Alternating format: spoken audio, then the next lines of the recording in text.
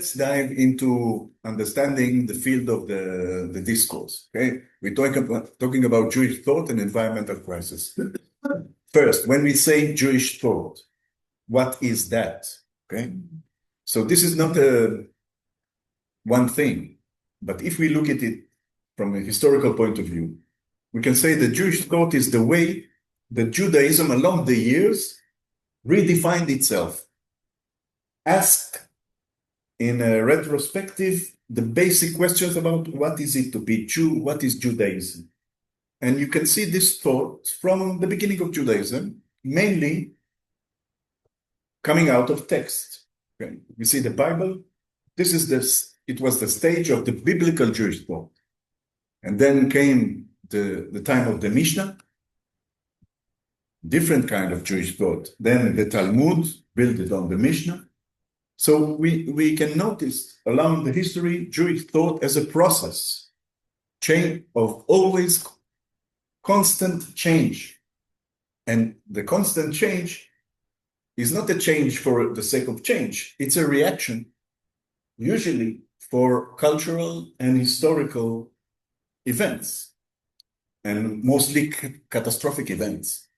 They encourage reevaluation of what is to be a Jew, like, for example, the destruction of the temple and becoming a diasporical nation. It led to considerable change in what is Jewish thought. No? So when we ask today, what are the challenges of Jewish thought today, if we are looking for creating a certain kind of map, and I don't know, so we can think together what are the challenges of Jewish thought today. I think, for example, the issue of gender is completely a challenge for contemporary Jewish thought. The issue of Israel and diaspora, because of the event, because of those last years, this is an emergent subject of Jewish thought. Jewish thought, more than ever, maybe need to engage anti-Semitism, and maybe in new ways. I don't know, maybe making peace with Palestinians is a kind of remedy. But these are contemporary challenges, and the issue of environment, it's also a burning challenge. Need to be addressed, need to be engaged. So what we are going to do in this very small course, which is like an opening of a discussion, we need to see those ties and those connections between the Jewish thought and the environment, and ask ourselves, and maybe ask ourselves, what are the questions? What are the main questions? But basically, is Jewish thought has something to contribute to this kind of discourse, to the contemporary universal discourse? So, maybe some contribution that are unique, that comes from the world of Judaism, maybe. Maybe we can ask ourselves, what is to be Jewish in this kind of time? What kind of obligations do Jewish thought direct us to?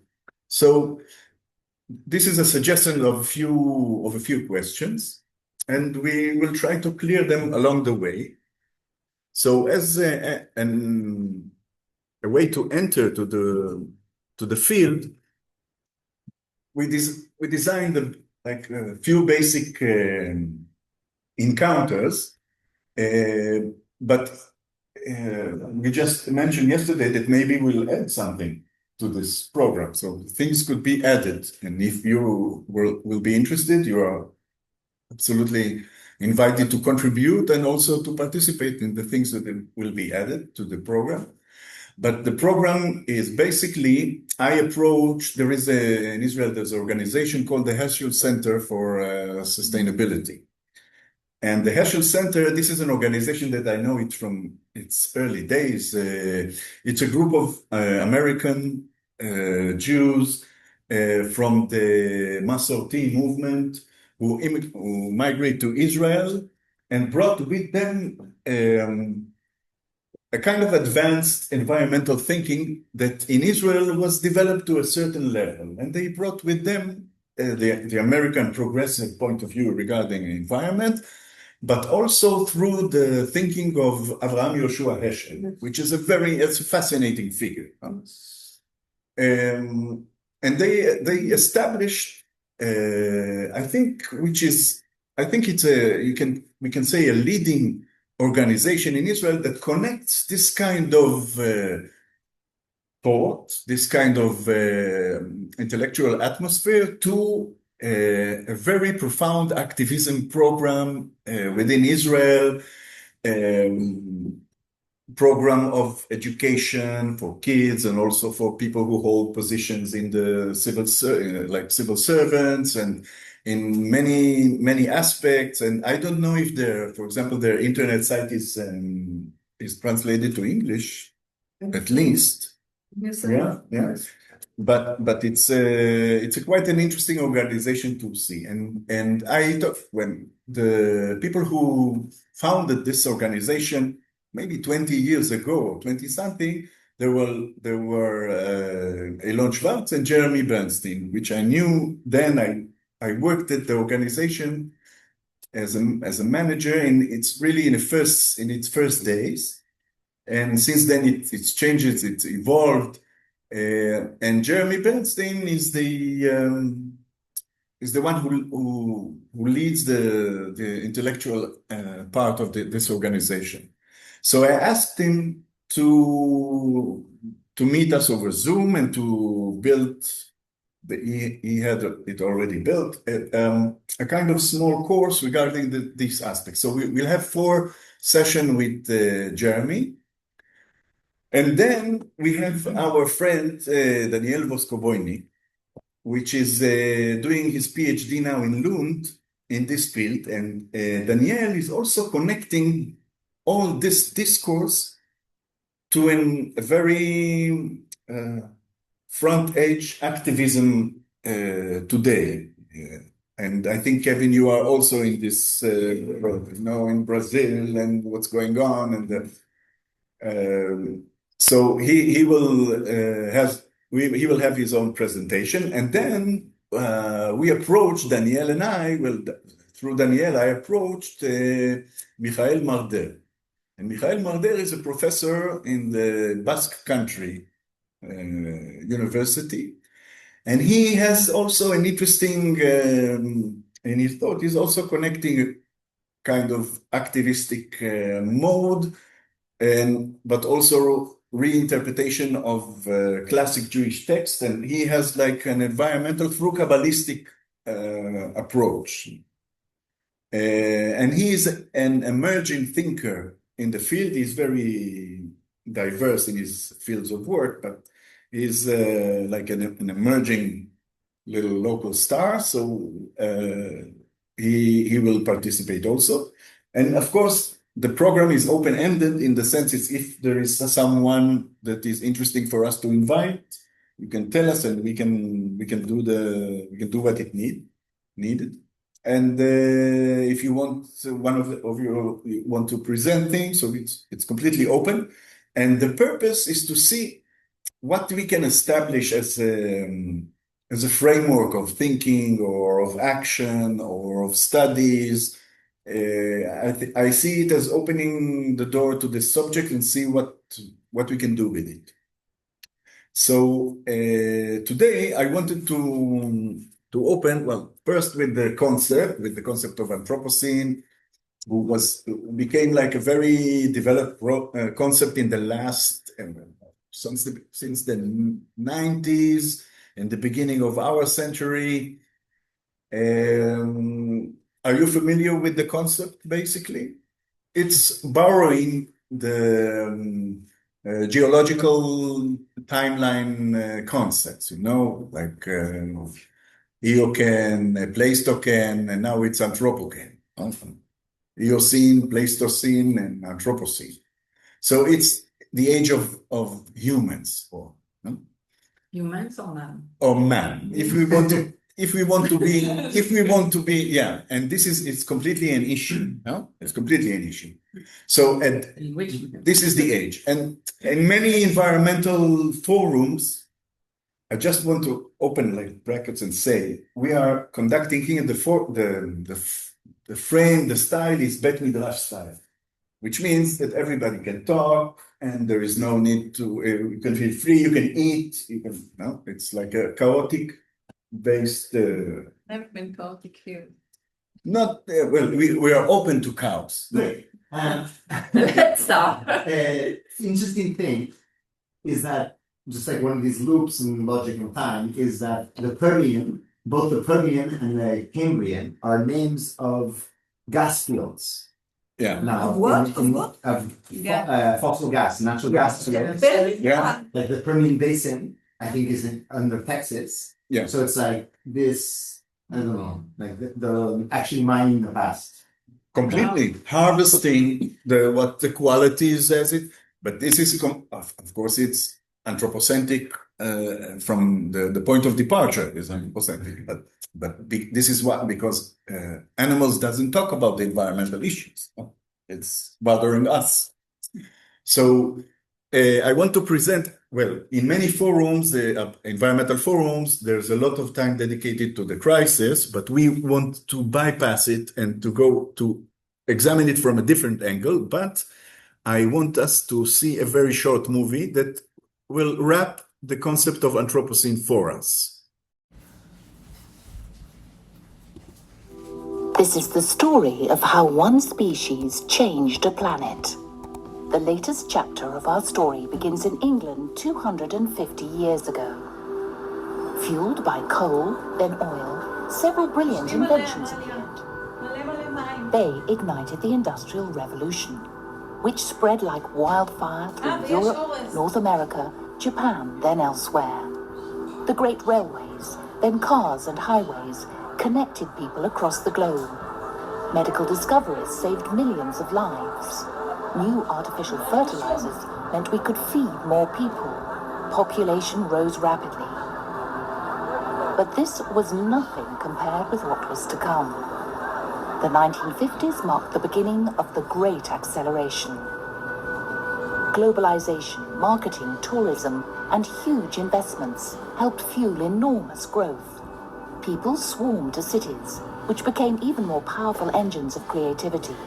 In a single lifetime, the well-being of millions has improved beyond measure. Health, wealth, security, longevity, never have so many had so much. Yet 1 billion are malnourished. In a single lifetime, we have grown into a phenomenal global force.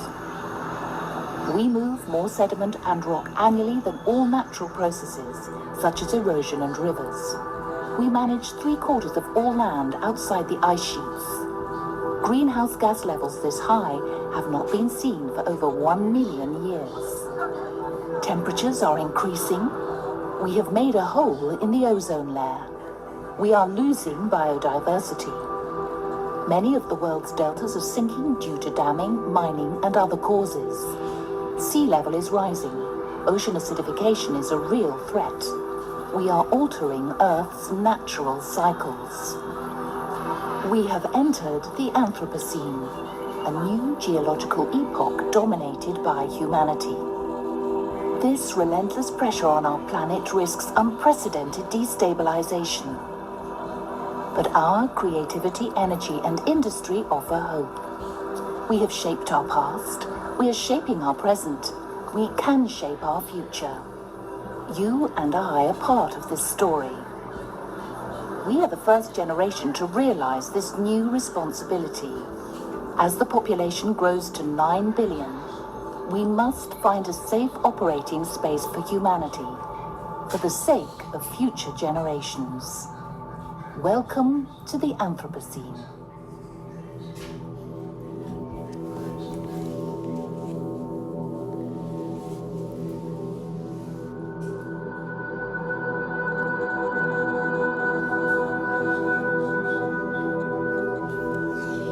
Set the mood. Yeah. For many years, there was the conception that environmental issues are cross-border issues. I mean, for example, in Israel, between Israel and Jordan, and Israel or Jordan, Egypt, and they were thinking of Israel, Jordan, Palestinian. environmental issues the border are meaningless. So they need to be addressed together. And this could be like a point of cooperation. But we are now living in a world when the world is in a state that this cooperation, in order to address this problem, seems impossible. So we need to reevaluate our position to see what can be done in this kind of atmosphere.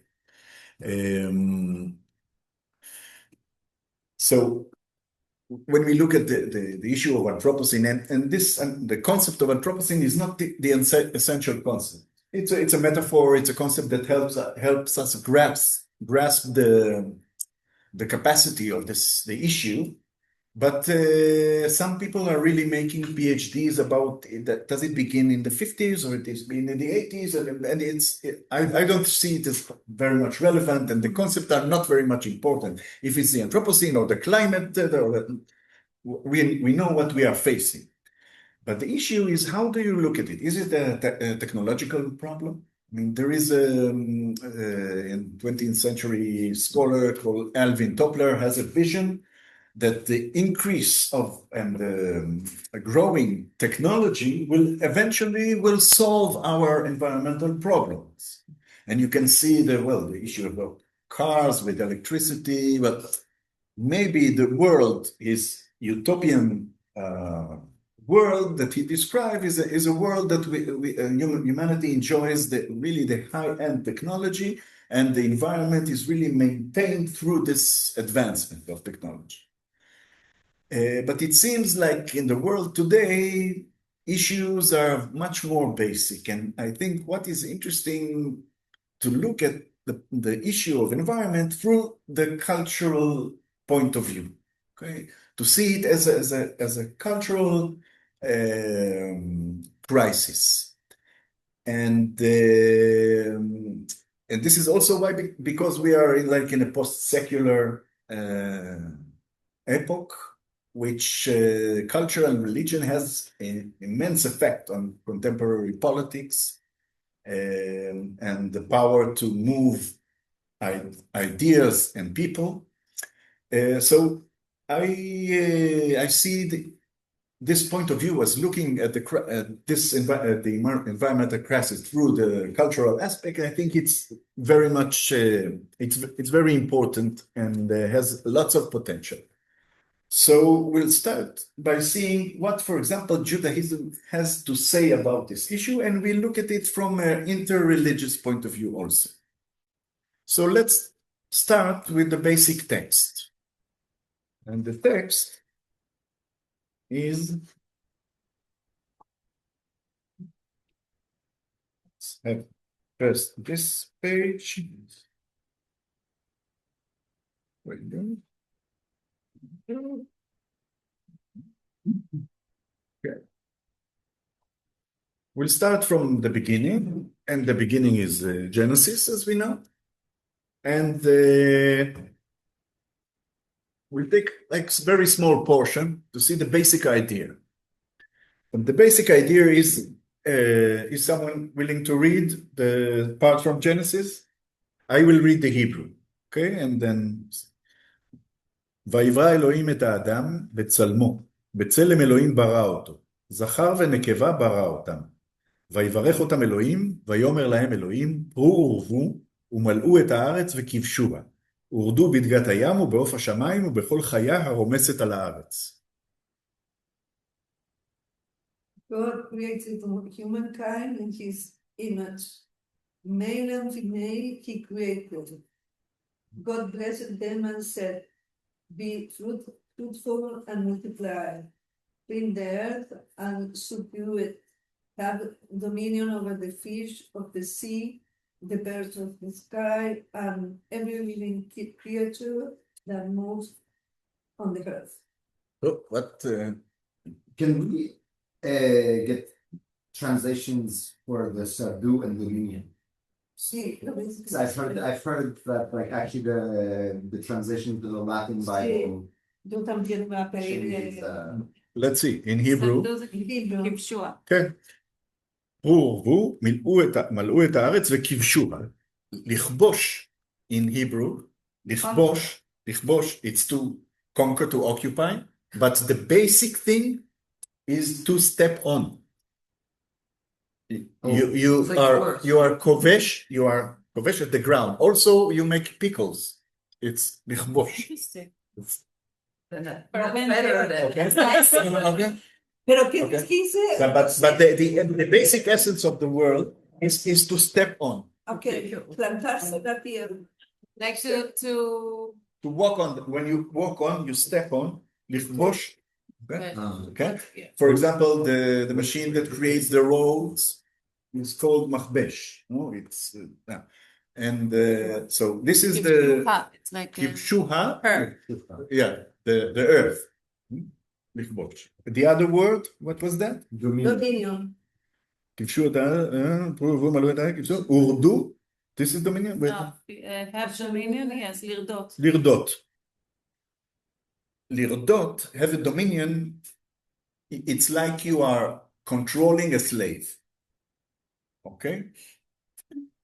Lirdot, it's also, and I don't know if etymologically it's connected, you also, when you collect honey, when you put your hand into the hive and drawing the honey, it's also lirdot.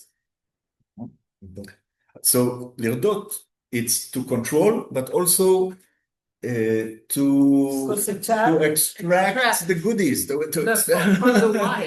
the wild, From- because, from I mean, the hive. it's like from the hive, it's like at least half wild, not completely wild at the time. To harvest the honey, to harvest, to. Yeah. So Yeah, but it's not harvesting from. it's not a harvesting thing for It's not from yeah, it's yeah. more- But more- this is a way that the word is used. Okay, but lirdot, it's a kind. It's to be dominion, to be dominant over lirdot. So this is a very very harsh concept. Yeah. Okay, The this next is one. not delicate. This is not delicate expressions. Okay. Very. So what? This is the Bible, okay? And well, we were created in the image of God. Okay, so this verse is the base of what we know as civil rights. We are all in the image of God, so we are all, as humans, we are equals. But as God has dominion over the universe, we have a dominion over the earth. Okay? So this is theological point of view, a very basic one, Genesis 1. Okay? Because I've heard, and this means I've been telling like untrue things to people for a while. So I've heard that like the Hebrew version of dominion actually kind of implies a custody. It's kind of like implies a responsibility and caretaking. No. It's not- Let's not rush to conclusions. But when we look at Genesis 1, we don't see this ambiguity. We see it very clear. Okay. Well, you are talking about the Talmud and what is the responsibility with the slaves and all that. I am. Yeah. We can make it okay later. Okay. Yeah. For now, it's. When we think about environmental thought, okay, this is a new thing, environmental thought. Some say it's at the 19th century Americans first articles regarding the use of land in different parts of the world, creating a point of view of looking at the environment and about the damage that humans are creating. This is a new concept. Okay, if philosophically even the concept of nature, looking at the nature as one phenomena, it wasn't the first concept, because before nature wasn't grasped, it wasn't conceived as one phenomena. There was the winter, there was the wind, there was the sea. They had sometimes their own gods. When we say nature, it's already a kind of alienation. Okay, even the use of the seeing nature as one phenomena, it's a point of alienation. But seeing the world and the damage that we can make to it, this is completely a new phenomenon. And so some say it's 19th century. In the United States, there is a very important text, Silent Spring, no? Rachel Carson, no? Describing the fact that using pesticides has a price on human health and also on nature. So we are dealing with new ideas, but when we and in the environmental literature, there is also a very important text. In silence, what? Silent Spring. Spring. Silent Spring. She was describing the spring after the using pesticides when there are no birds and no insects, and her text creates a shift in the American way of looking at the environment. A very important text from the 60s by a professor in the university called Lynn White. He was asking about the historical roots of our ecological crisis. And he was the one who pointed, we shall continue to have a worsening ecological crisis until we reject the Christian axiom that nature has no reason for existence save to serve man. And in his article, he's citing this part of Genesis. And actually, his attack is not on Christianity. His attack is on Judeo-Christianity. His attack is on the Torah text. Yeah? That this text leads an approach, leads a way of dealing with the planet, that the planet should serve us. Okay? And we can see that in Judaism, this idea is not only in the Bible. Okay? Let's see, for example, the text from the Talmud. And this text has ambiguity, but still he points this. Tanu Rabbanan, Adam nivra be'erev Shabbat. Why? Umipnei ma? Why the human was created in the eve of the Sabbath, in the end of the creation? Okay? Why not first? Okay. No, at the end. So why is that? So that if he becomes arrogant, he may be told, and gnat. What on earth is that? It should be, in Hebrew, it's yatush, which is a mosquito. That is a tiny fly. A tiny fly. Balchash. It's smallest. Yeah. Gnat preceded you in creation, okay? But at the same time, there is another answer, okay? Another explanation, in Hebrew it's davar acher, so that he would find everything prepared for his meal, like a king, and the Talmud is elaborating, like a king who preparing a meal, and he comes, and the world is the king's dinner. Yeah, okay. So we see this idea in the core Jewish text. So we can say, okay, Lynn White has it's a reasonable claim, but it's not exact, and it's not exactly. Because we cannot ignore that this concept exists, but we want to go to the. Before we go, I want just to mention that this idea appears also in like in the Talmud. We have it ahead in Christianity. We have Thomas Aquinas. Thomas Aquinas, in some ways, is like Maimonides in Christianity. No? Creature were made for a human being, since their use is necessary for the attainment of his end. Man being created in the image of God, this idea, is meant to rule over lower creatures. Okay, so this is the idea from Genesis in the Christian thought ahead, and also in the Quran. Okay, I wonder how this kind of line of thinking would deal with all the creatures that humans don't, like newts.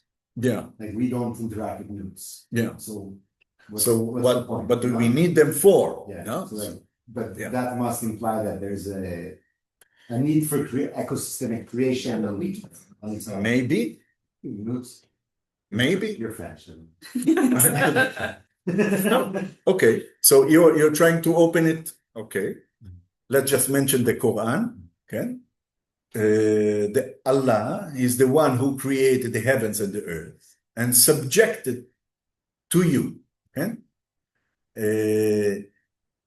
سخر لكم سخر لكم the sun and the moon constant in their courses and subjected to you the seas and the rivers. So we see this way of thinking that because of the image of God, well, the issue is the image of God. The image of God creates a hierarchy that subject nature. And you can see, okay, this is an idea that has its own reasoning. We are the only one who ask ourselves ethical questions regarding the earth. Okay, so maybe from this point of view, if we want to save the earth, we need to save it for our sake. Okay, so this is still a possibility. You can say, okay, we need to save the world not because of the right of the animals and not because it's God creation. This is our dinner. We need to maintain our dinner. No? But it's not an appealing point of view. The Quran points to like constant in their courses, the sun and the moon. Like this idea that they are subjected to us is very different than. Yeah, but their purpose is to bring us light and to bring us darkness so we could sleep. So it's part of the system that needs to serve us. Specific to you, as you as the reader. Yeah, the people. It sounds like wishful thinking, no? Yeah, but it's maybe. not true. I mean, they are not. And even as you say in the sentence, it says they are not because they are constant in their courses. Yeah. So So this is interesting because, for example, my professor, who was my thesis supervisor, Wolfgang Schirmer, is a German professor, and he had a thesis that the issue of humanity was creating domination over nature, and this fight is finished, and we are dominating nature. And there was suggestions in the 80s to blast the moon with nuclear missiles in order to improve climate on Earth. So there was very scientific kind of program. It's a monstrosity, but still. No? But this is a certain line of reason. Yeah. Okay, let's see the text from the other part. And here we are encountering the diversity of every culture. For example, the creation of the world is described in Genesis 1, but in Genesis 2, we have a second version of the creation of the world. And the second version, because when you read the Bible, it's very weird. You have the story, you open the creation, but then Genesis, you're coming back to the same thing, but it presents a different aspect. And here, Kevin, you can find what you were mentioned, because this is a different line of thinking. Okay, I will read the Hebrew. ויצר אדוני אלוהים את האדם עפר מן האדמה, ויפח באפיו נשמת חיים, ויהי האדם לנפש חיה.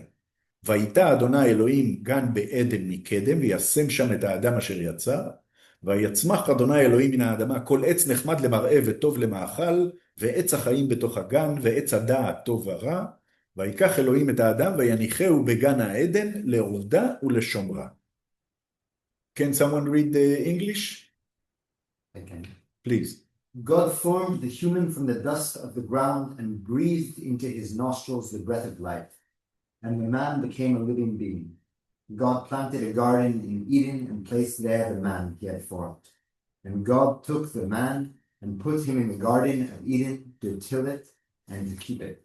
Okay. So I like that one more. Okay. So this is completely different explanation.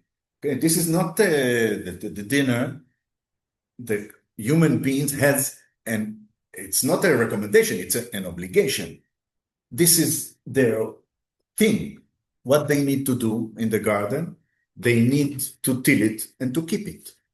So the human being is not the king and he's not the ruler of the earth, he is the garden keeper. Okay, and this is completely different approach. Yeah, let's see, for example, from ויקרא רבה, And just like, Yeah. what's the Hebrew for like keep it? לעובדה ולשומרה. It's two things. לעובדה, it's to work it. It's from the word לעבוד. You are also, אתה עובד את השם. It's the same thing as worshiping God. Okay? לעבוד את אדוני, it's to worship God. It's from the word עבודה, which is labor or work. So you are, אתה עובד את השם, אתה עובד את אדוני, you are worshiping God, and you are working the land. You are, the same word, לעובדה, and לשומרה, it's to guard it. לשמור, שומר is guard. כן? על חומותייך שמתי שומרים, I put guards on your on Jerusalem's wall, שומרים, זה לשמור. כן? Shabbat, you need to zachor and shamor, remember and to keep. Okay? So here, theologically, Conserve, maybe. to conserve. Conserve, it's the contemporary point of view regarding this. No? So theologically, we have a different perspective about the role of humans in Earth. If we are creating a scale, describing a scale, okay? Scale between anthropocentrism and biocentrism. Okay, biocentrism could be ecocentrism, could be no. So Genesis 1 is completely on the right side. Okay.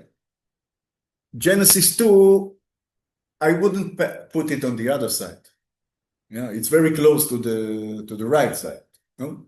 But it's not at the end. It's like towards the middle. So we have a different approach. Let's read the different approach as it is as it appears in the Talmud, in Vayikra Rabbah or Kohelet Rabbah. It appears in two different texts. Is someone willing to read in English the Midrash? Yeah. This is a very beautiful Midrash. Can you? First the Hebrew or first the... I will read. You want to read the Hebrew? No, Go ahead. no. Okay, I will read the Hebrew. Okay. It's a very beautiful Midrash, in my point of view.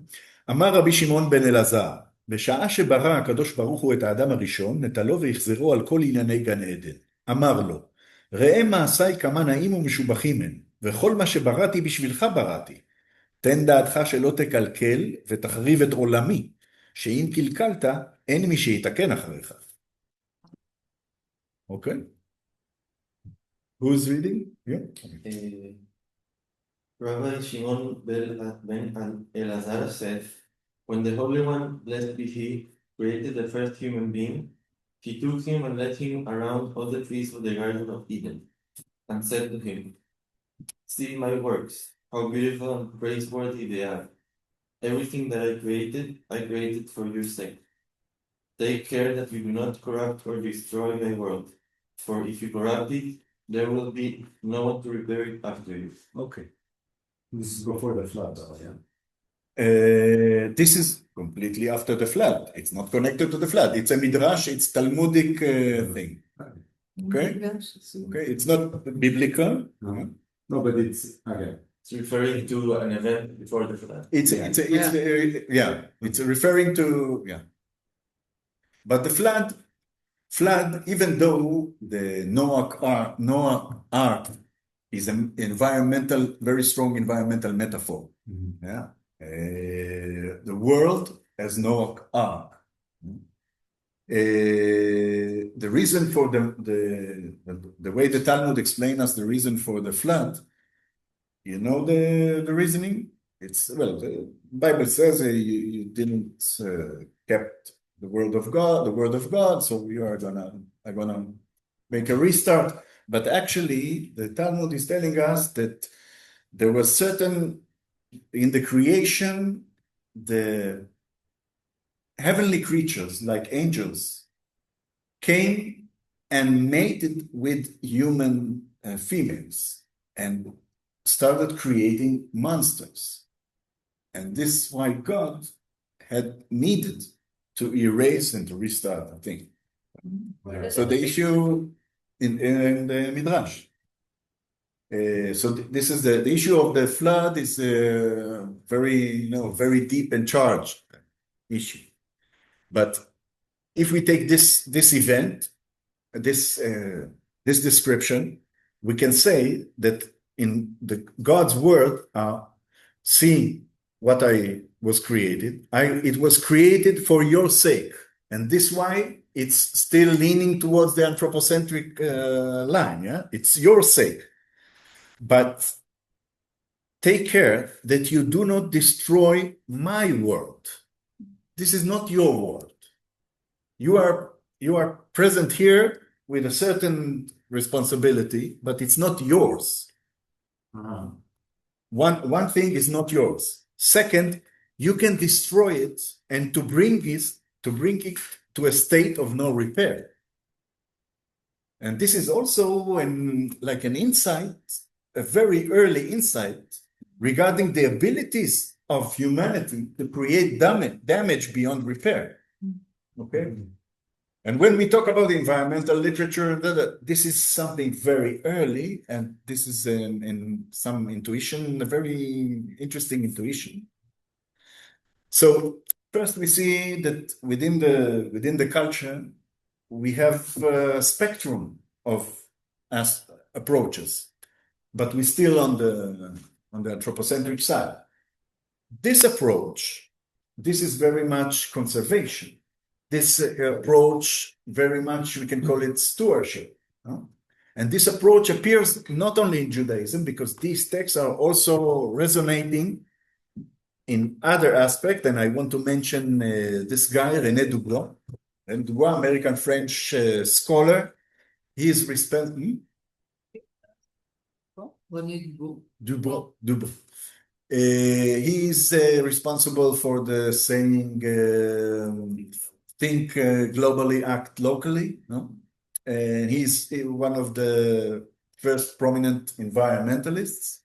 And he has a fascinating article about Franciscan conservation versus Benedictine stewardship. You met this article? It's a fascinating article, and it's exposed how, for example, the Benedictine order within Christianity had the concept of ora et labora, to study. It's Torah ve'avodah. It's to pray and to work, to study and to work.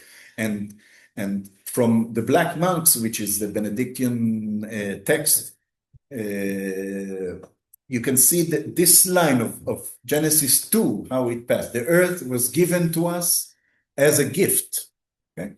And we are to cultivate it and to sustain its life, not only for our needs. No, this is not pure anthropocentrism. No, not only for our needs, but as an act of charity toward creation.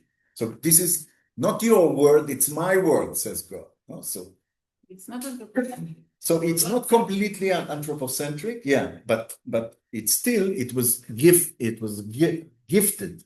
The word was gifted to us, no, but it's not completely under our control, and we have an obligation. And you can see it also in the Christianity, but also in the Quran. You can see, because the Quran is also citing Christian and Jewish texts, no?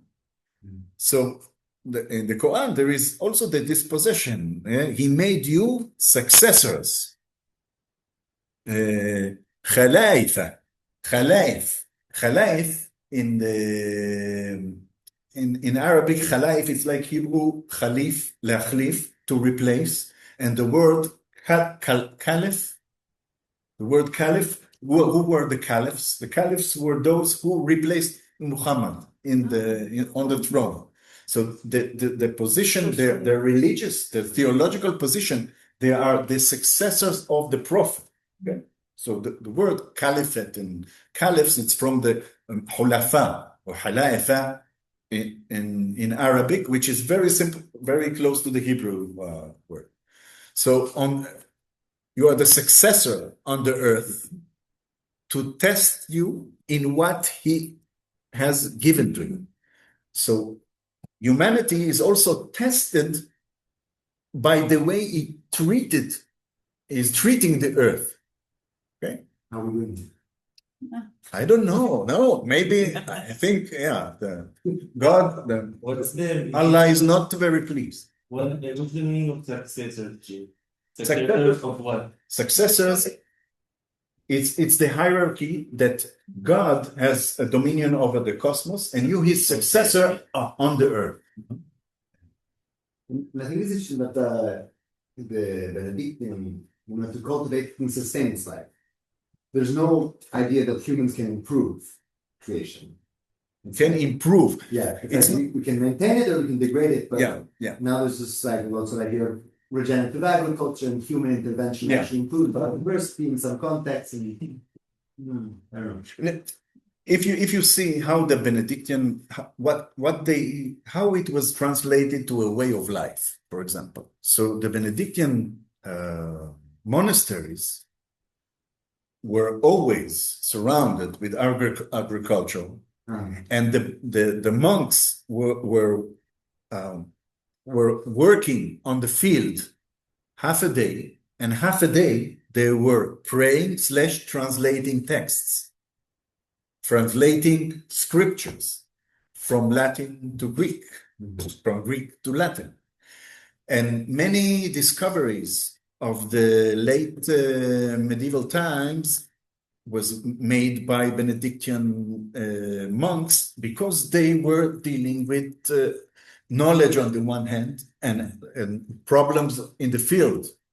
So first genetics in cattle, and treating plants in many ways, many new ideas by first science by the Benedictine, and also the Benedictine monasteries with their libraries, because they were keeping those two aspects of life, working in the field and translating books. So they created libraries, and this is the base of the European universities.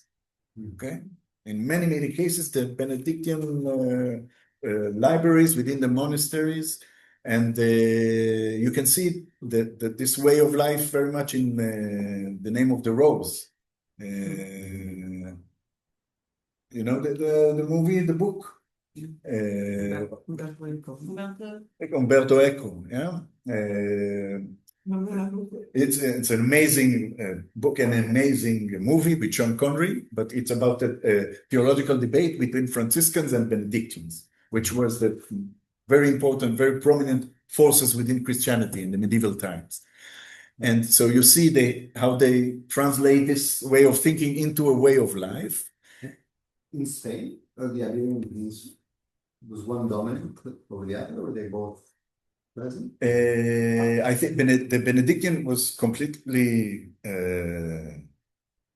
presented here. I know in Catalonia and in the mountains. I don't know. The Franciscans were all over Europe. I don't know how strong they were in Spain. We'll touch on the Franciscan in a second. According to this line of thinking, which if we put it on the scale, I will call it stewardship. Okay, so this aspect of thinking, this line of thinking, you can see it also in a commandment that called Shiluach Haken, the releasing of the bird, in Deuteronomy. Yeah. So if you find a bird's nest along the way, you shall not take the mother together with the young. You shall let the mother go, and you may take the young for yourself, so that it may go well with you and you may live long. In Hebrew, it's you'll be well and you live long. You have a long life, and you have the same long life you have if you pray the morning prayer as you should. And now there is two mitzvot in the Judaism that there are be done. This one and to another parents. We have been starting this. Yeah. Also, the other commandment that This is- that it's end that you have a long life. It's to respect your mother and your father. Yes, there's you have to do it. This like that. But this commandment, if you look at it, it's very weird. Because what do? You see a bird on the, and you are like you are pushing her away, and she is probably making sounds and flying around you, and you take the eggs or you take the young. It seems like a very cruel thing. Yes. So what's the reason? But this is for food or for what? No. Let's assume that it's for food or for pleasure. Let's assume for food. Okay, let's say. What's the reason in this this cruel behavior? We started this midrash for like 6 months. So tell us. You must not steal the means of production. Yeah, from exactly. labor. Exactly. Uh, It's Sustainable production. It's completely sustainability and ecology. If you take only the mother, they will die. Yes. If you take the whole, you are completely destroy the whole chain. No? So this is the only way it could. To preserve. But also many birds has a mechanism of beitzat miluim, a spare egg. You know it? It's a mechanism when the egg is destroyed, she can create a fertile egg within a certain time. She can create another one. But also you can. It's ornithology, no? Also you can walk away. You see because you find this nest. You can walk away and that's it, and you can leave it. You can leave it, but if you need to But feed your you children, are- you can take the mother. It doesn't say Yeah. that you are going to take the children for any purpose. It just say that you have to take it. So Or if you want to take it, If you No. want to take it, you don't have take both. Yeah. no, don't take both. Yeah. Or the no. Yeah. You have to take it. It Yes. doesn't say why, but it's you have to take Yeah. it. But now it's the issue of interpretation. No. Yeah. But it say you may take. Yeah. You're saying You should let. Okay. Because when you are into interpretation, you can what's to make the most basic understanding. It's that if you take the eggs or the young, you're not allowed to take them out. Okay. So this is an ecological commandment. or common sense. A If co- you want to have food next time you find the nest. Yeah, but maybe it's not your place, you pass, but it's not, maybe it's your territory or not territory, you'll find next time or not There's find, lots but of birds who cares if I Yeah. drink just one. But this is the same logic as the milk and the meat, no? no, No? I always understood the milk and the meat of like, you don't kill the mother and the children at the same time. לא תאכל, it's לא תאכל גדי בחלב אמו, it's not, you don't kill her, you are cooking in her milk. So, and this is a also very strange commandment to understand. And from anthropological point of view, they say that it used to be, well, it's all assumptions, no?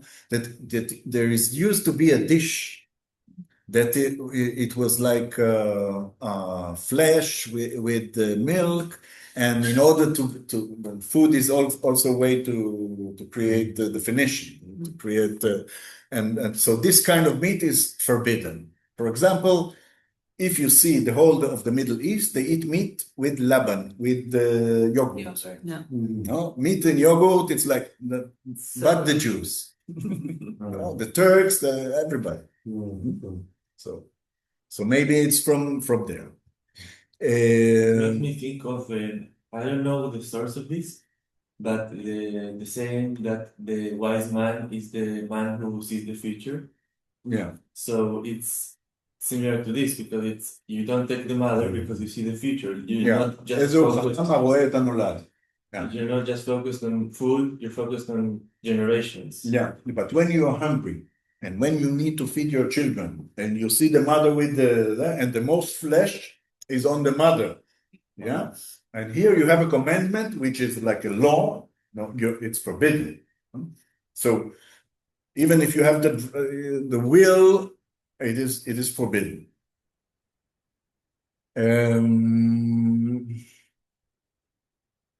Okay.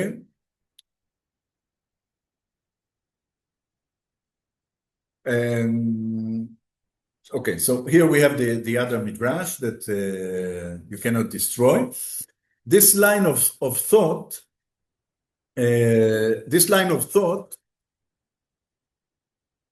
that we call stewardship is completely preserving the reason of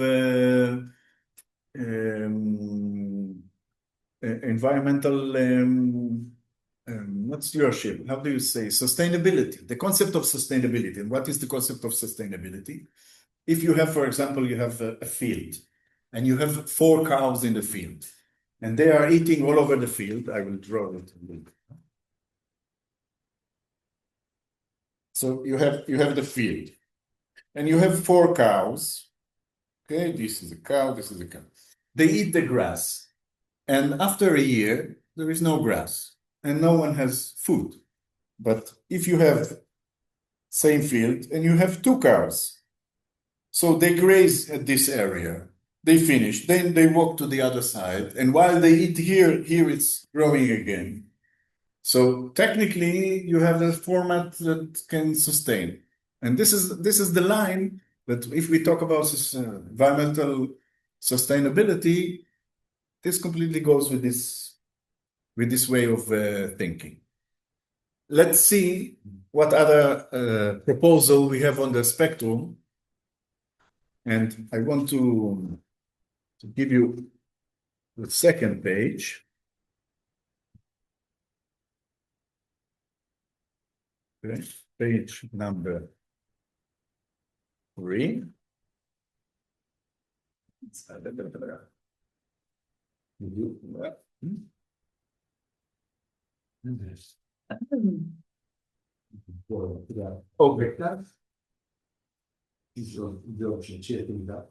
Okay, so the issue with Job, this is also a very weird book, because Job, there is like debate between God and the devil, and they decided, but it's the devil's idea, to test Job, which was completely faithful and humble and everything, to test his faith.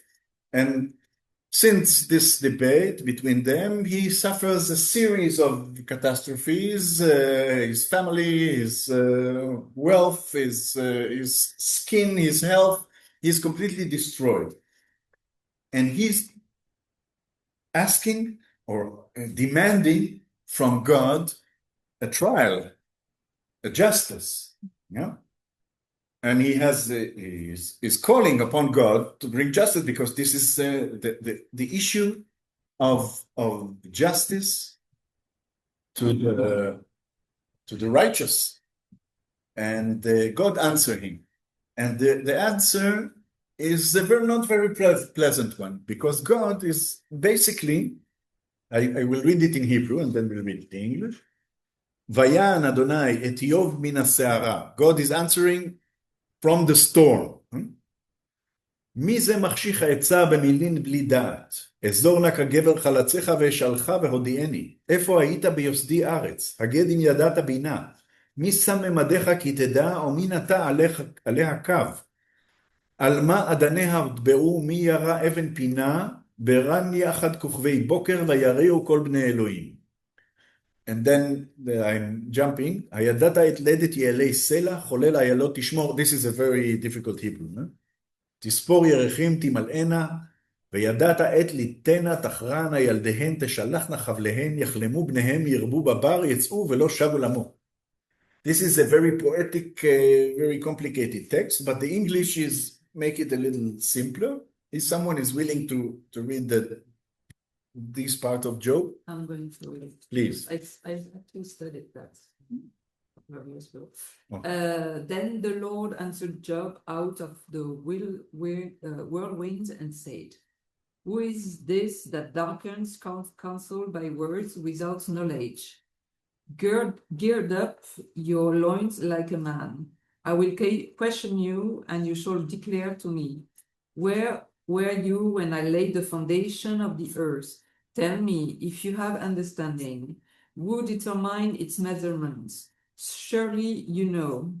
Or who stretched the line upon it? On what were its bases sunk? Or who laid its cornerstone? When the morning stars sang together and all the heavenly beings shouted for joy." I continue? Or? Thank you. First he's saying, what is this kind of answer? What is he saying now? What do you know? Yeah, what do you know? Yeah? This God is very problematic. Okay, can you read It's it? like- Gird up your loins like a man. Yeah, Yeah. and tell me, where were you when I? Yeah, now you're coming. Where are your balls? Yeah, השר בגבר חלוצה. yeah. Gather yourself and tell me, where were you when I made this and that? It's basically changing the subject.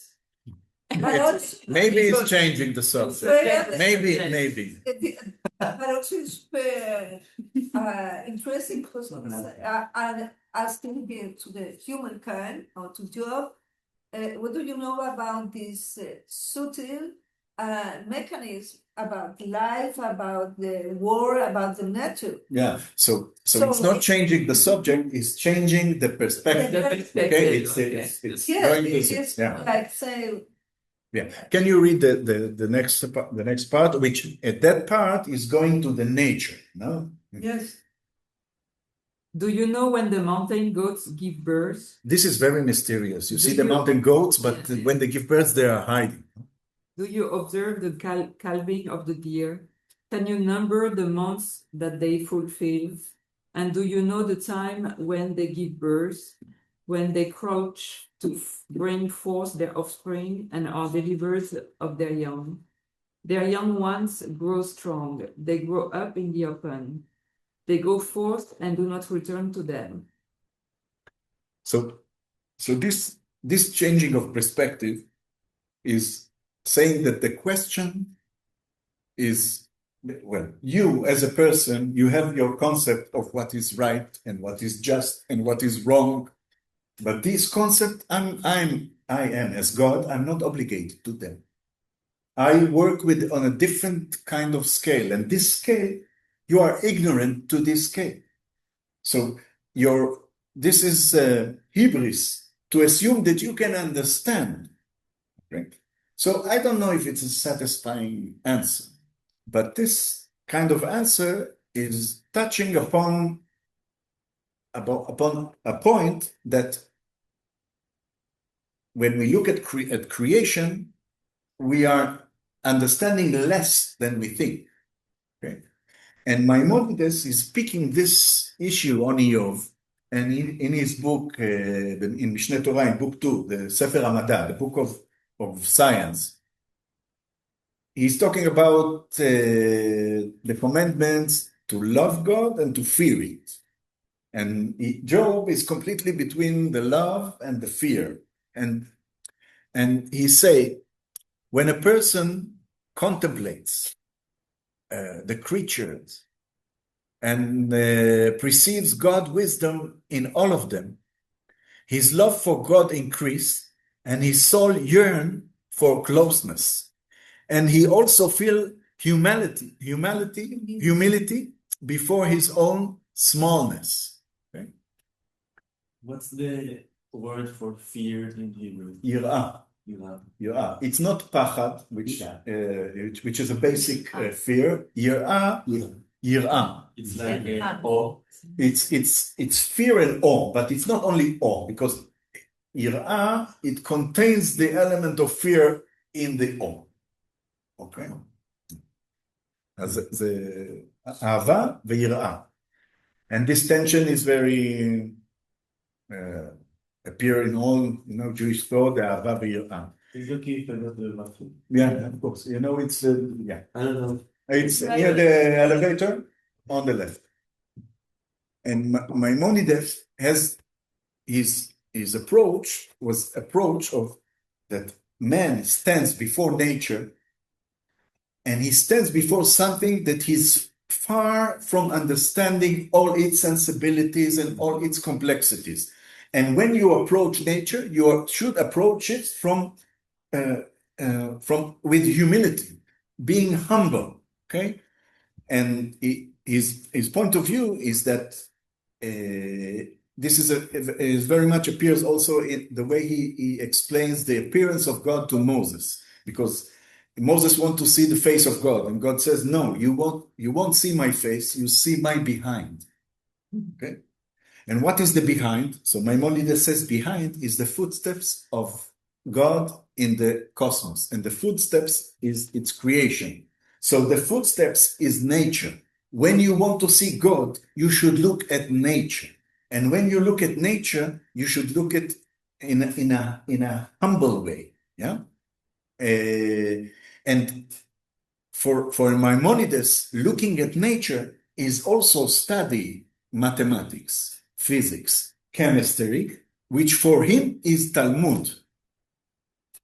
Okay? From his point of view, it's completely part of the Torah. And you need to study nature from a humble point of view as a way to be closer to God.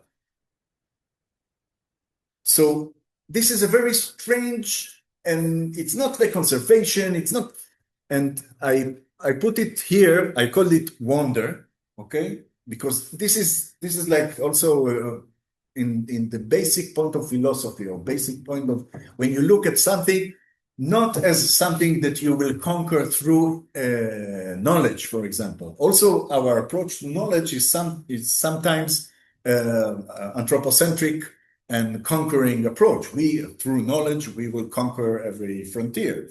But no, you should know that some things are out of your scope. You should be humble, and you should be wonder. And when you approach nature, you need to approach it as a way to become close to God.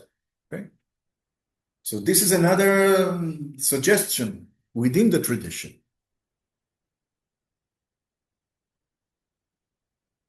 And maybe you can see this line of thought also in Christianity and Islam.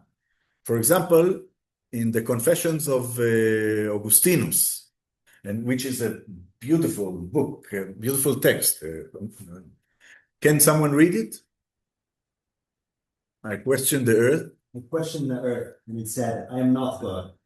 I questioned the sea and all within it, and they said, we are not God, but he made us. From the beauty of creation, I rose to the beauty of the Creator. Okay. So this nature as a way to become closer to God, as a means to get in touch with deity, because this is its creation. And from the Quran, this is also a nice text. Do they not look at how the camel was created, how the sky was raised, how the mountains were set firm, and how the earth was spread out? This is completely Job. This is completely the answer of God to Job in the Quran. In the creation of the heavens and the earth are signs for those of understanding. Those who wants to get close to God, the way to get close to God is through understanding of nature. And in this aspect is the understanding of Maimonides is physics, mathematics, chemistry, ecology. Another suggestion, the other side of the page, the other part of the page, and this brings us, I think brings us to the Jewish ecocentrism or Jewish biocentrism. Okay. So this is from, first the Jewish text from Rabbi Nachman Mibreslav. Okay? In Hebrew, and it's also a poem. No? דע לך שכל רואה ורואה יש לו ניגון מיוחד, לפי העשבים והמקום שהוא רואה שם. כי כל עשב ועשב יש לו שירה מיוחדת משלו, ומשירת העשבים נעשה ניגון של רועה. The text of Rabbi Nachman Breslav are very riddly kind of text, but very poetic.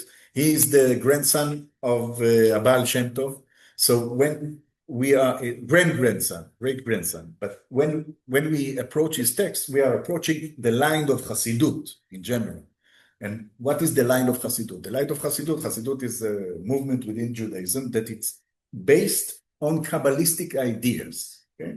It's a reaction to the rabbinic halachic Judaism, creating an avant-garde based on Kabbalistic ideas. And the Kabbalistic idea is an idea that the world was created by God releasing a kind of light or a kind of energy. This is why, for example, the Zohar, the book of Zohar, opens with the concept of Tzimtzum. What is Tzimtzum? Tzimtzum is, it's to reduce. And God, in order to create the world, need first to reduce itself, because there is no space to create the world or the universe.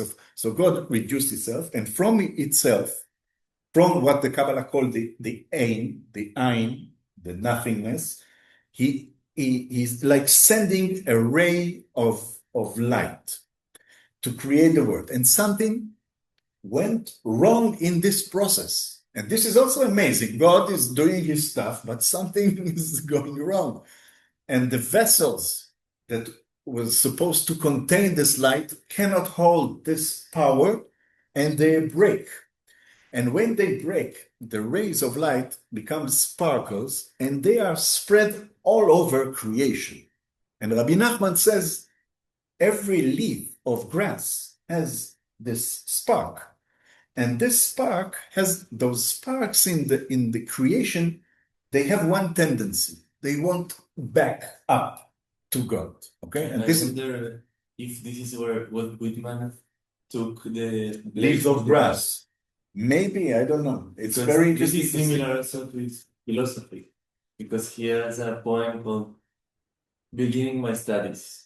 Yeah. And the point of the poem is beginning my studies. Everything was so beautiful that I didn't even need to continue to understand everything. I just stayed there in the beginning. Yeah, this is interesting, but this is also a Greek idea that you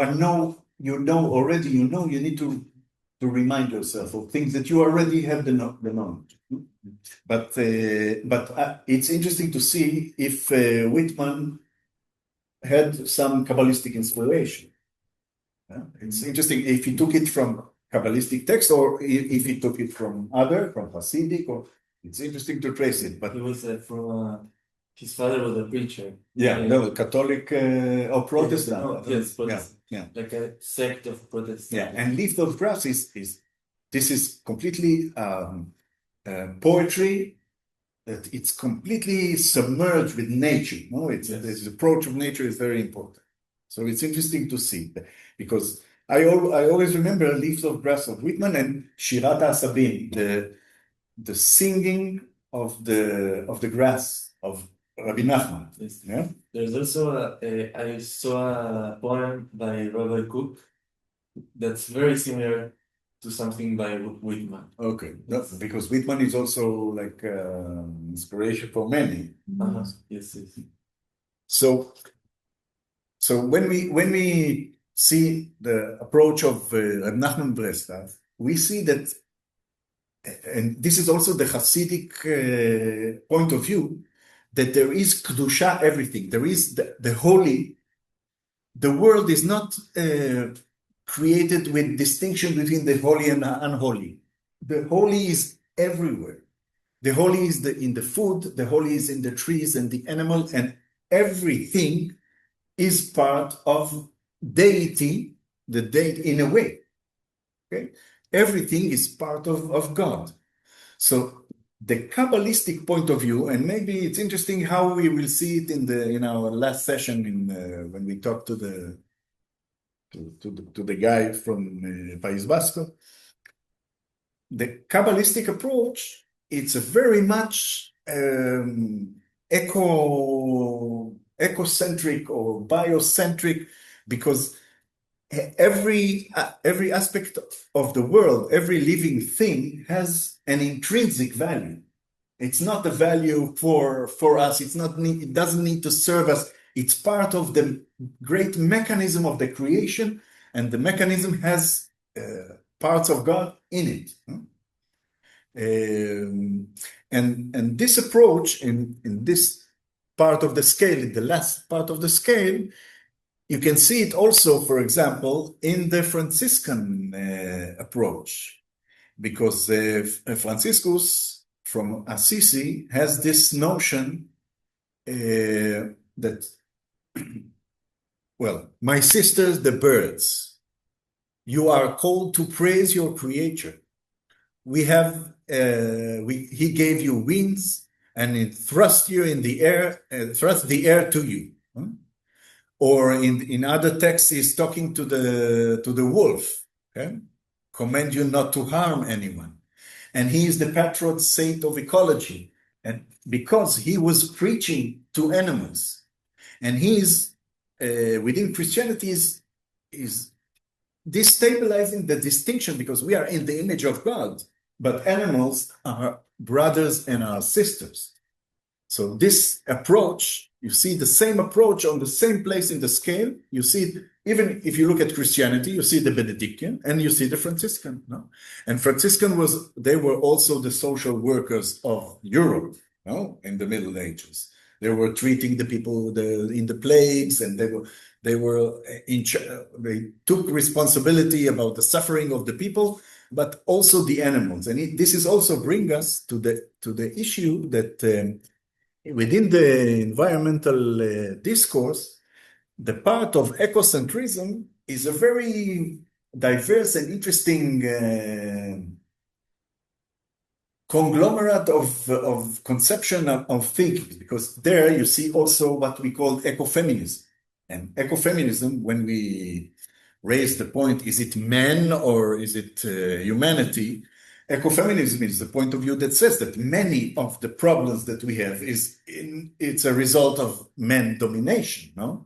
And men, because also, for example, in Judaism, men are obligated to a kind of commandments that create by time, mitzvot she'azman geraman, okay?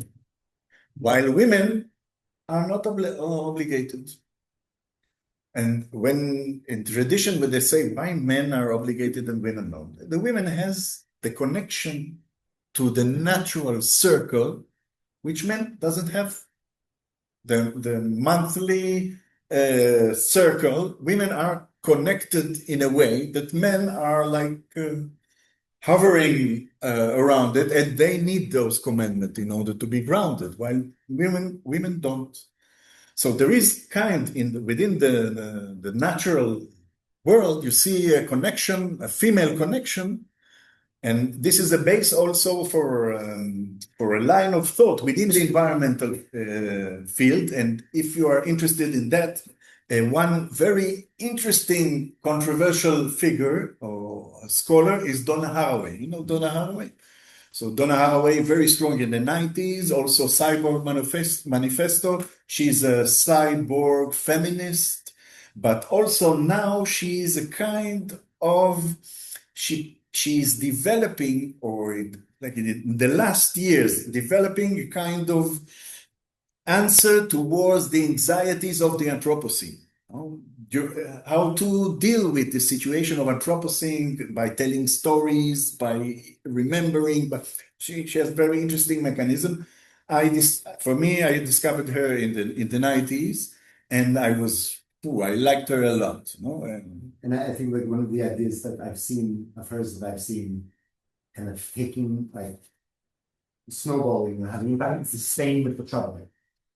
This idea that even in the context of crisis, there's nowhere else to go. Yeah, you have to stay here on this earth and move through the problem. because you can't fight it. So So what kind of strategies we can develop in order to move with this situation? And so I really recommend looking. She was criticized in other aspects. Donna Haraway. Haraway. And if you write Cyborg Manifesto, this is her very strong text from the 90s. She's very important feminist figure. she's a book now, like a recent book called Staying with the Trouble. Yeah, Staying with the Trouble. Yeah. Okay. So we've seen within tradition, that if we ask ourselves, what does Judaism says about the environment? Judaism says many things. It presents, like Christianity and like Islam, it presents a spectrum of approaches, spectrum of streams of thought regarding it. And we should ask ourselves what could be taken and made relevant for today. This is completely our contemporary dealing with our tradition. And I think it's interesting to create this discourse also with Christians interested in their tradition and Muslims interested in their tradition, to see how this problem, which is completely global, could be approached from within the tradition. Because in many aspects, answers like, for example, the issues of equality, of the issue of even issues between Israelis and Palestinians can be approached from the point of view of civil rights. Okay, this is rational, liberal aspect, but there is a very interesting option to create the discourse from within the tradition. I think this is very powerful. So this, reservations. Yes, because what I have seen is that most of the texts here were written and created when linking with the presentation what's the name of the movie? Welcome to the Anthropocene. Most of them were written and were seen and constructed from this lab, in this rate. Yeah. We have the lab that is very steady. Until the 50s. And then the law. And that means that, for example, when I am reading most of these texts, I try to figure out how is to be living in that time. And really, you cannot see any difference between yesterday, 2 weeks ago, and there was like the nature and the relationship with the nature was steady. The nature was, it was not suffering this dramatic change. So it is like we have to construct or to build another paradigm. Now we are in another paradigm. And I think perhaps we are in the need of a different paradigm. Yes, yes, we need it. Yeah. So for me now it's super interesting this, but I think we have to add another perspective as well of for example, the perspective about the native indigenous, because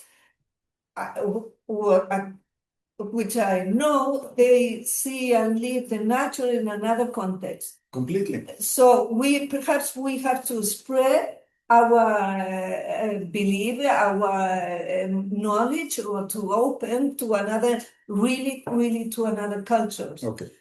Also, I don't know too much about the Asian and Asian cultures and what do they say, the Buddhists and whatever. So perhaps we have to build here another state of mind and to realize what are we going to do. Okay. Because if we are trying, we still persuade in this old paradigm It's, we are not going to. Okay. So that's. I understand. Yes. No, I completely understand. I think it's interesting. Even if we take the issue of politics, for example. So you say, what can move people? And it's true, as we look at our tradition, we can see other traditions that can contribute. And if we take native Indians or Eastern culture, Yes. this is also looking from within the tradition. And traditions, No. we can see that every tradition actually has a spectrum. Some have it's like this, some it's like this, it has a spectrum. And the issue that we have is the issue of interpretation, is what we are extracting from tradition in order to make it relevant today. There is the option to go outside tradition, and we'll touch it in a minute. But going within tradition, now you can say, okay, these are from the native Indians. It's easier for Catholic people to look for the Indian ideas within their tradition than adopt the Indian tradition, for example. But I think that the issue of looking for answers within tradition can create a discourse within different traditions. And they can identify the same ideas in different traditions. I'm not talking, perhaps we can spread the abanico. But there is an approach that says, let's go out. Let's look at a world that it's more than human. And in the environmental field, and it's not only environmental field, there are tendencies that we can call them post-human tendencies. Yes. And this is completely aligned within contemporary thought that is post-human.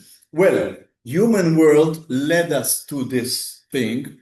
Let's look at the world not from human eyes, if it is possible. So first, the concept of transhuman, which Donna Haraway is also connected to it through the cyborg concept, the claim that we are already cyborgs in many ways, but it's only the beginning. Okay, we are the definition between natural and mechanical is going to be blurred. We all have glasses, so we're good examples. Glasses, feelings, many, no. So this aspect of transhuman or post-human, this is a tendency within contemporary thought, and it's a very debatable, because some says, okay, what we need to do is to go back to humanistic approach. Some says, no, humanistic approach. No. So I want to present you with this project. I don't know if you know it. No.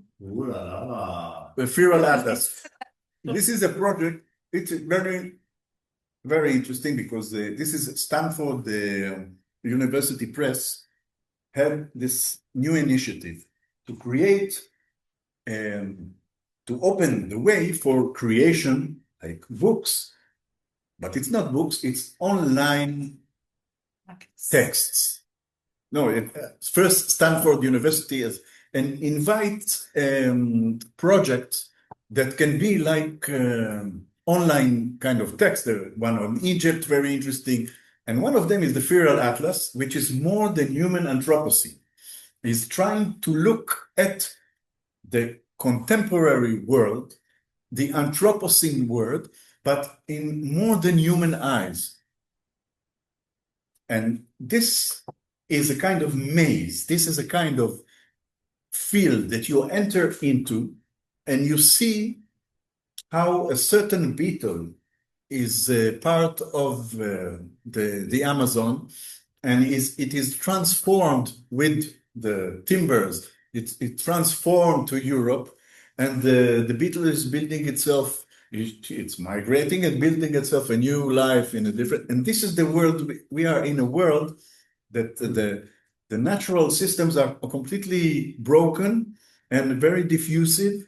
And so let's see a little bit introduction of this project. Natalie and I, we were We were participating a few years ago in a project in Matadero in Madrid, like a working group around this issue with the people of the Feral Atlas.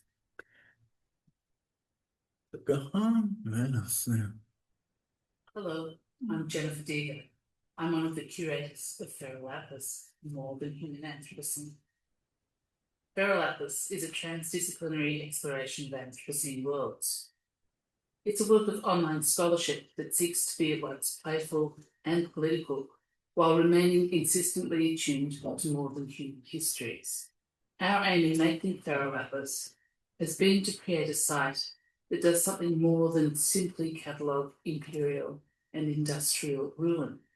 Drawing together a team of more than 100 scientists, coders, artists, humanists, activists, and designers, we've assembled amazing text, image, animation, and interactivity to reflect new ways of seeing the Anthropocene.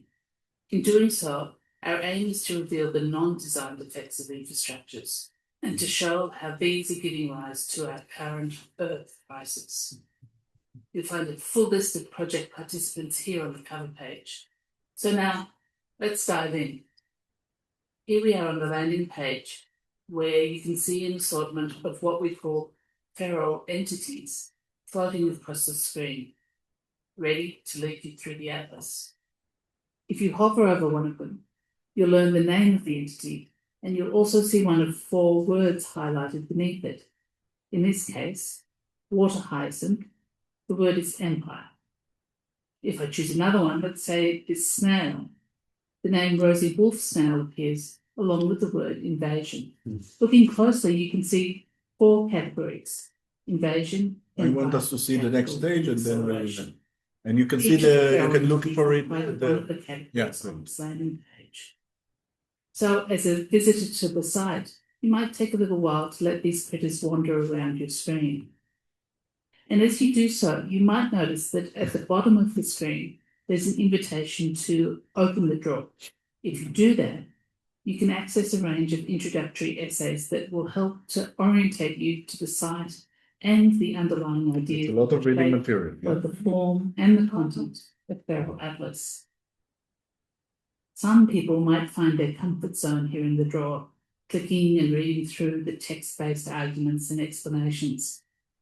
But I want to stress that we designed the site with a commitment to exploring how a digital platform might enable a different kind of scholarly work. Our hope is that people will spend time with the clickable elements and be prepared to be a little bit disorientated, especially at first as they move through the site, figuring out the underlying structure and the underlying intellectual arguments as they go, knowing that they can return to the drawer and read the text and spend time reflecting in that mode whenever they feel like it.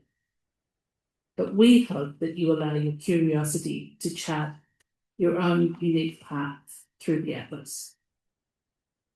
Let's jump in further by clicking one of the entities. Just after. In this case, coffee rust fungus. And kaboom! Boom. The smoke clears and you find yourself in an illustrated landscape. In this case, it's the landscape of capital. If you peek inside the drawer, you'll find a series of essays that can further orientate you to what's going on here and explain, for instance, why we just saw an explosion. For now, let's go back. Okay. So I leave you to explore it. But this question that we rose is completely the question that I want us to follow during our sessions, no? To see is the approach through the tradition has its value, or should we look for another paradigm? Should we be post-human in order to resolve the problems? How we can address the state of the world now? No? The idea of Anthropocene, the idea of environment in this reality, which we need different approach in order to deal with the contemporary chaos coming. So this was like an opening session in order to prepare us to the discussion. And I hope to see you and the rest of our partners in the next session with Jeremy. So thank you very much. If you have questions or comments or? It reminds me of Miyazaki, the animator. Okay. Because I read a book, it's collected writings by Miyazaki. He's a film director, animation. So, and he says, what's the power of animation? It's to make you see things in other perspectives. And he gives an example, and he's very, like, all his movies are about ecology, basically, in summary. And his example is, for example, you can animate a scene from the perspective of a bug. So from the perspective of a bug, a drop of water is something completely different than a drop of water to us, because it has other physics, other the light looks different. If you touch it, it's like a huge crisis. There is a philosopher called Yaakov von Iskukal, which I think it's in the 50s, 60s, that he introduced the concept that is called Umwelt. And Umwelt is the way that every creature has its own worldview. And he gives example like a tick, for example. A tick, when humanity discovered that the tick can be in a petri in a fridge for 38 years, and then it just coming back to life. You know? So the concept of time for a tick is something completely different than we can imagine, because we are also, because of our modality, we have our conscious concept of vision, and so every creature has its own Umwelt, it's as if he has its own world, and this is completely what you're describing. Yes. And there is a book, A View from the Oak Tree, while how a bird viewing the world, how a tick is viewing the world, trying to, and this is also about the tension between being closed within the humanity vision and imagine, and what can release us from looking at things from a human point of view? Only the imagination. When I was commenting before that I studied before the job text, I was in the UK 2-3 years ago at Sadeh, which is like a community, a Jewish community, land-based. And one of the things we did like many things. One of the things I remember is we did like a nature writing exercise, and it was a lot of fun, because at the end there were different steps, but at the end we were writing exactly from the perspective of something we had found in the field. Maybe I can bring it next time. Yeah. But I don't know which animal it was, but I ended up writing from the perspective of the poo and what it was seeing, you know, and how was the world around it. And this is, and that was like that was fun, and it was also very poetic. yeah, but also it's help us have adopting a different point of views, and this is the power of imagination. The power of imagination is also regarding nature, but also regarding social and political issues, because what makes us able to understand the situation from the other point of view is imagination. So this is, And then That's the in addition to the dissolution of the self as well. Yeah. When you start this like deep empathy with other perspectives is where you starts to break down. And then that's also where this I think a lot of like Eastern religions, maybe that's where they Isn't that we call it compassion? Compassion. Compassion? yeah, you can say the compassion is the way to put yourself in the others. In fact, for the most of the activists said that we cannot solve anything without nothing that could be this conflict It would Yeah. be so with a compassion. And compassion is, I don't know, it's in the Judaism word, it's rachamim. Well, yeah, well, you can It's say came- rachamim and you can say chemla. And there is That came rachamim, it's from womb. from womb. Yeah. And it reminds me very beautiful, like, I don't know, very beautiful perspective from the Nachman that he said that when God created the world, he made this void, this space for to hold the whole, not human, the whole life. Yeah. So This is a rechem. he replaced, he made this void, and that's the rachem, it's rachamim. Yeah. So he contained without, so perhaps it's, we are talking about it. I love this exercise. It's about compassion to see how can we be in, I don't know if we can see it like what is happening like me or like us as birds, you know, Yeah. as the animal. It has to do with like expanding categories. Yes. So, for example, I think I have something written here.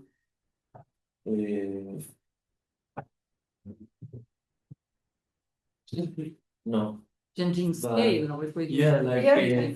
like for example, at some point the tragedy was a type of play, and then it became something much bigger than plays. It's like a type of situation in life and a type of art.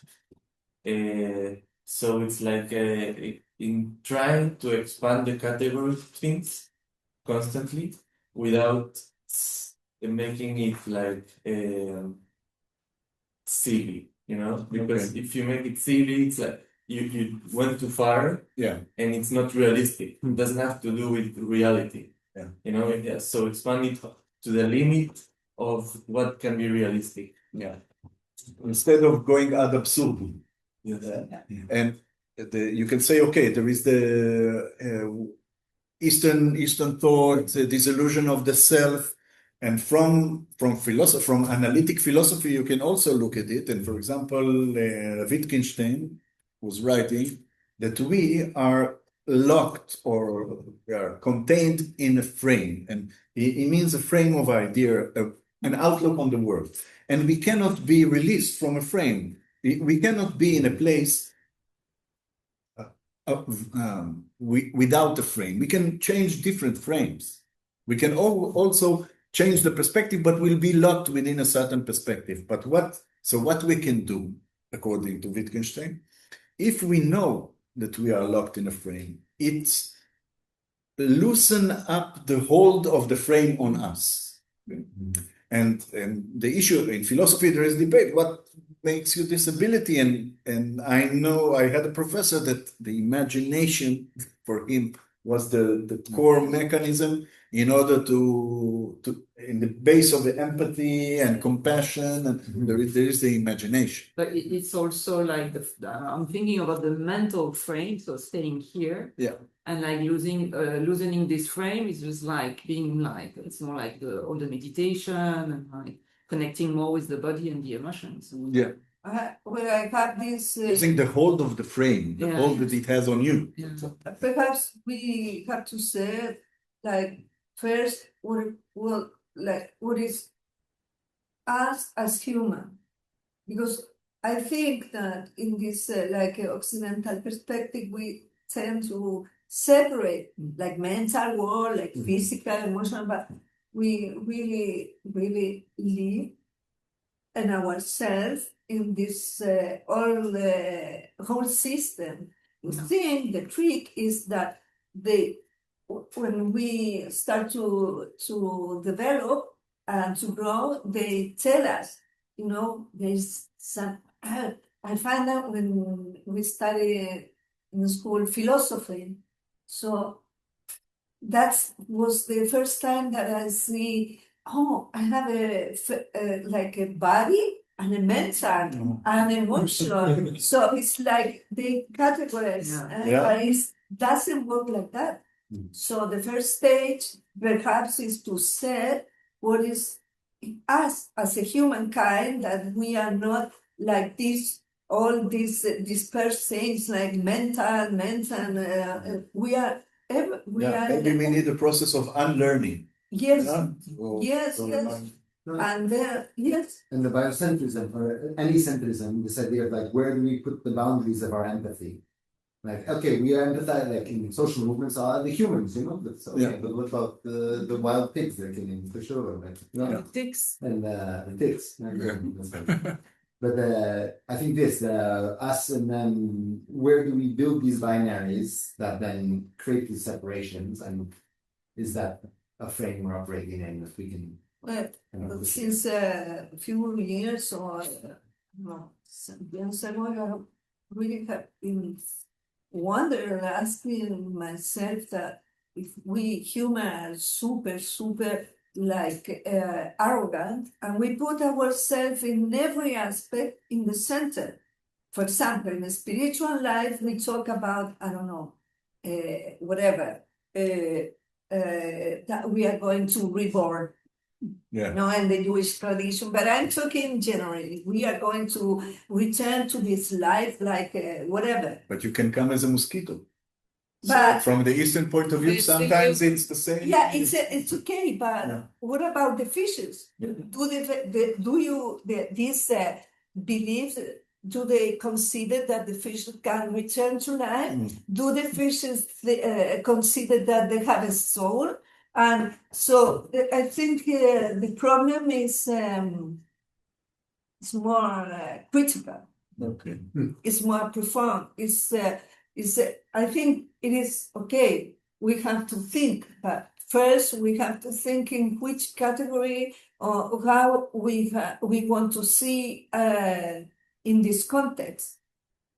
Well, that's the I think, okay, so we ignite kind of discourse and thinking, and if there is like a point of view or stream of thought that we would like to bring to the table, so everybody is invited to point or to advise or to recommend someone, and we'll see. Okay. I'm very interested in this. Like, it was great to see all the Christian references. I think it's really nice to see. I'm curious to see how this, like, the colonial mindset has shaped the world, and actually what is the pre-Christian Jewish base before that. Like, Yeah, I know, like a debate about paganism, that it was very badly criticized, even though it was important. it's coming back, I think. Yeah, of course there is. Yeah. I love I rescued this, what you said, Michael, about this perspective, the scale. Yeah. It's very important. Completely. From Thank you where- very much, people. Yeah. Yeah, so thank you. No, it's okay. Oh, great. No, that- Next week we solve it, yeah? Yeah. Yeah, that's it. Yeah. Maximum in two sessions.